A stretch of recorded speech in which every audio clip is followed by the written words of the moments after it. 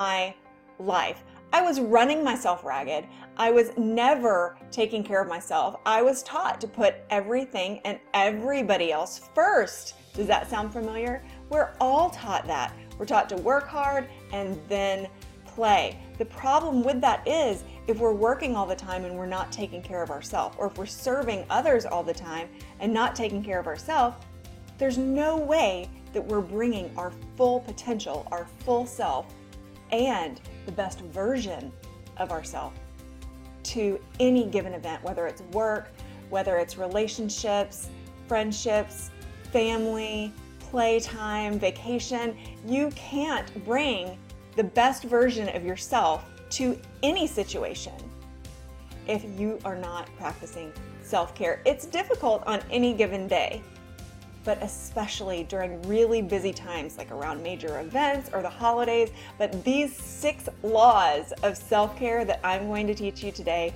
are going to simplify that for you. It's going to give you back more time, give you more energy, and it's going to bring more meaning to everything that you do. Stick around. GILD Coaching. More success, less stress. We can all fall into those patterns of taking care of everything that's in front of us and burning ourselves out. That's really what burnout is. Burnout is so very common and it's completely avoidable. But what happens in burnout is we're not taking care of ourselves. We're putting all of our physical and emotional energy in priorities that are feeding another person's desires and wishes. And then we come up with nothing.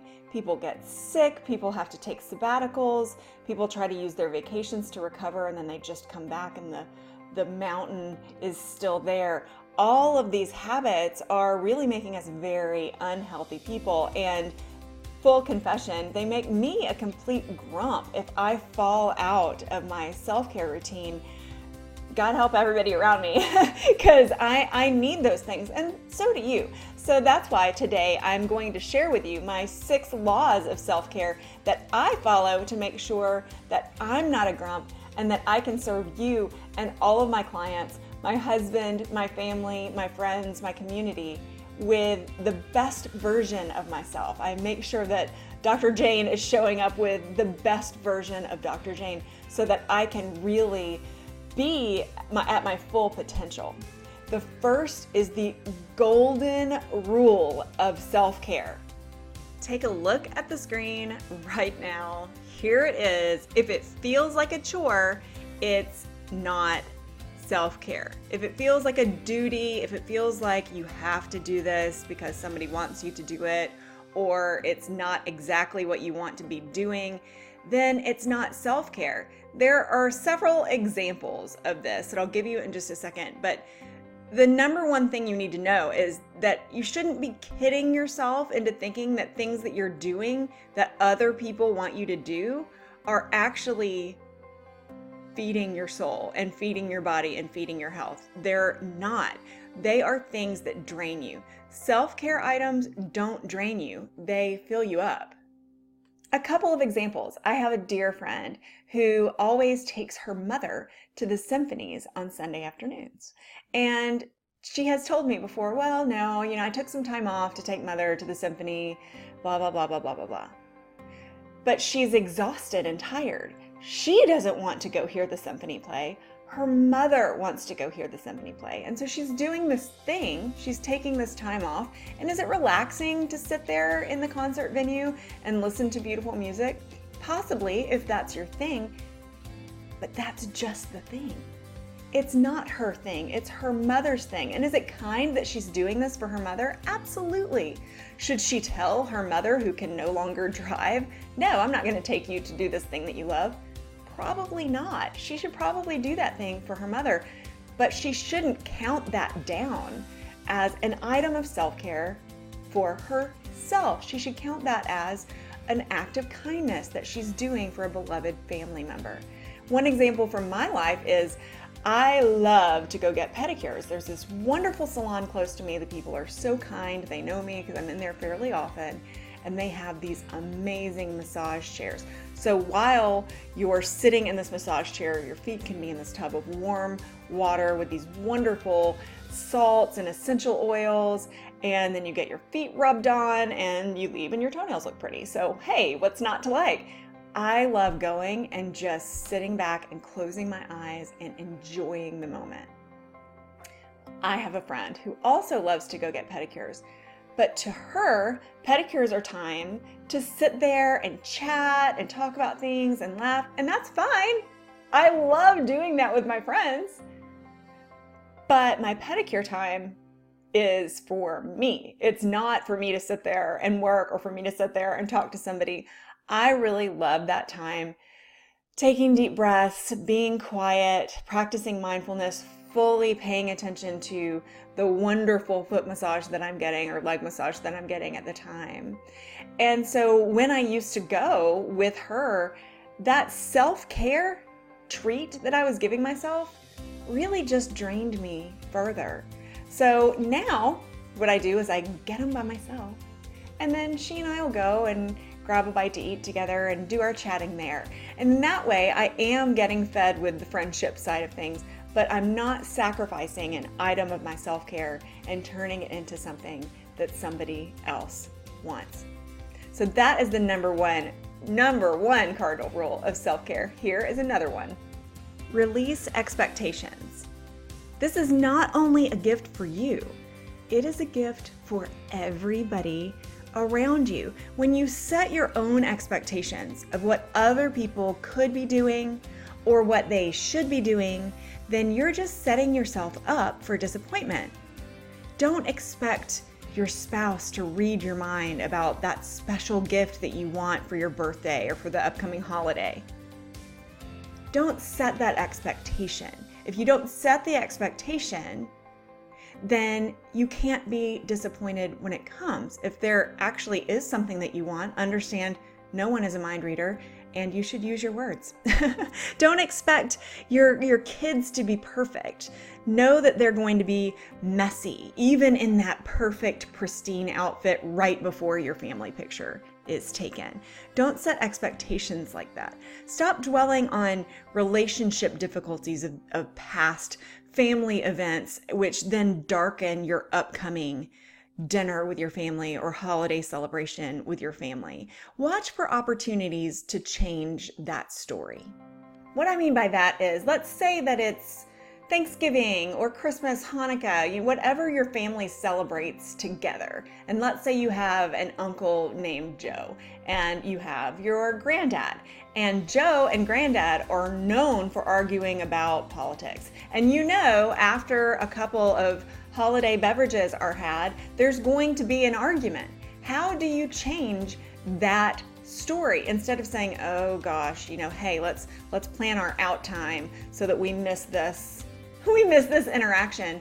You can change that story. You can play with your surroundings, release the expectation that this bad thing is going to happen, and change the way that you bring yourself to the situation so that the communication is also changed. Because no matter what they say, if they begin arguing about it and it's an unpleasant argument, even though they may like to spar over political opinions, they're not actually really enjoying it. So you could introduce something new to the equation, like a family game, or tell Uncle Joe that you want to go do something with him, or one of your kids wanted him to teach them how to juggle or do that weird thing that he knows how to do.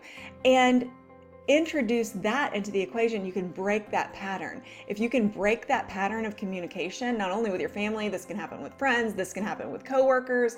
If you can break that pattern of communication, then you can reset your story for communication going forward.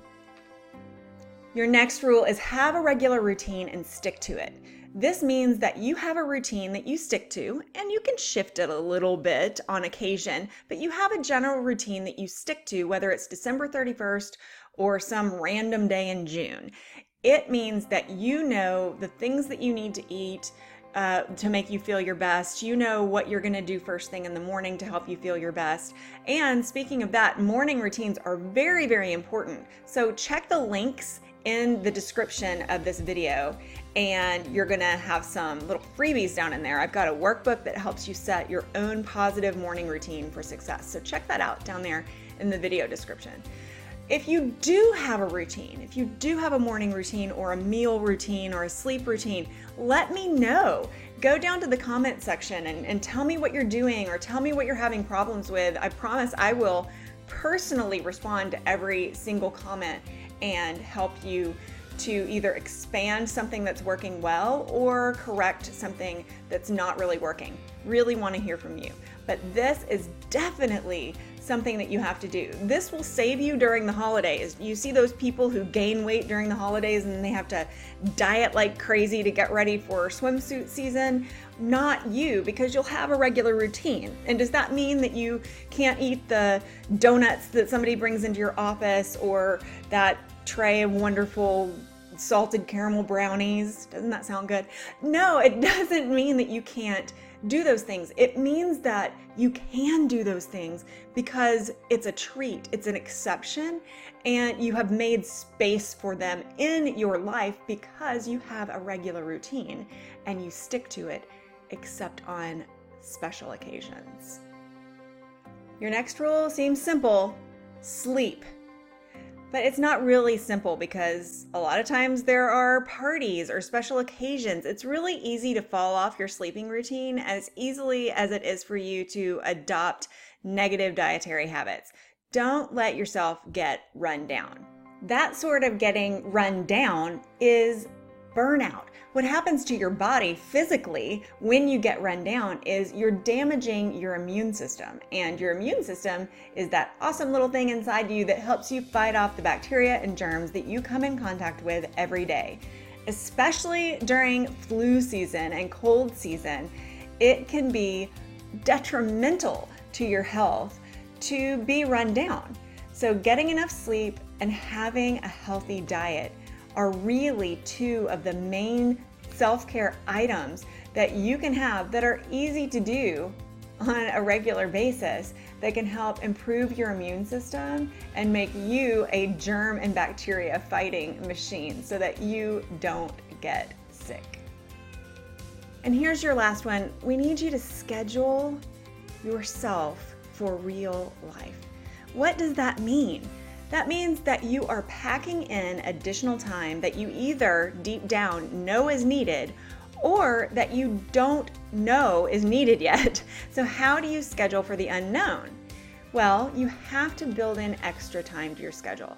A lot for traveling time and double that during the holidays or times that you're really very busy. Say no to people. And if you don't know how to say no, then check out the video description and request our free guide, How to Say No Without Actually Saying No.